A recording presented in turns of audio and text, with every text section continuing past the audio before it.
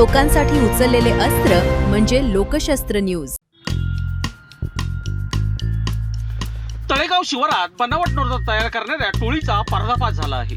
नाशिक ग्रामीण स्थानिक गुन्हे शाखा, नाशिक शहर पोलीस आणि त्र्यंबकेश्वर पोलीस ठाण्याच्या पथकाने संयुक्त कारवाई करत 5 संशयितांना ताब्यात घेतले आहे। 12 ऑगस्ट रोजी मिळालेल्या गोपनीय माहितीनुसार तळेगाव शिवारातील हिरामन दाते यांच्या बंगल्यात बनावट नोटा तयार केल्या जात असल्याची माहिती पोलिसांना मिळाली। माहिती मिळताच पोलिसांनी कोणताही वेळ न दडवता फॉरेन्सिक टीमसह बंगल्यावर छापा टाकला।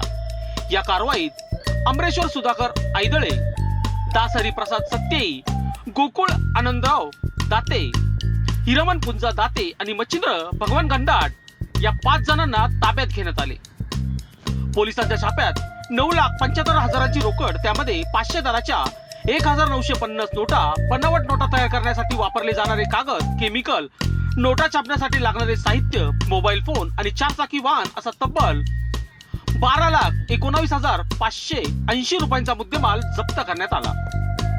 धक्कादायक बाब म्हणजे आरोपी 500च्या अस्सल नोटांचा आधार घेऊन त्याच दरांच्या बनावट नोटा तयार करत असल्याचे प्राथमिक तपासात समोर आले आहे।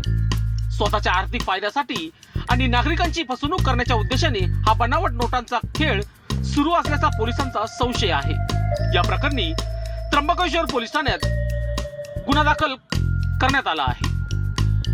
आता पोलिसांच्या तपासाची दिशा केवळ या 5 आरोपीपुरती मर्यादित राहणार नाही।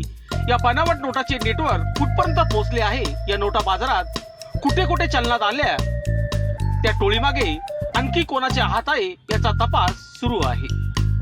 या कारवाईमुळे बनावट नोटाच्या माध्यमातून आर्थिक फसवणूक करणाऱ्यांना पोलिसांनी थेट इशारा दिला आहे।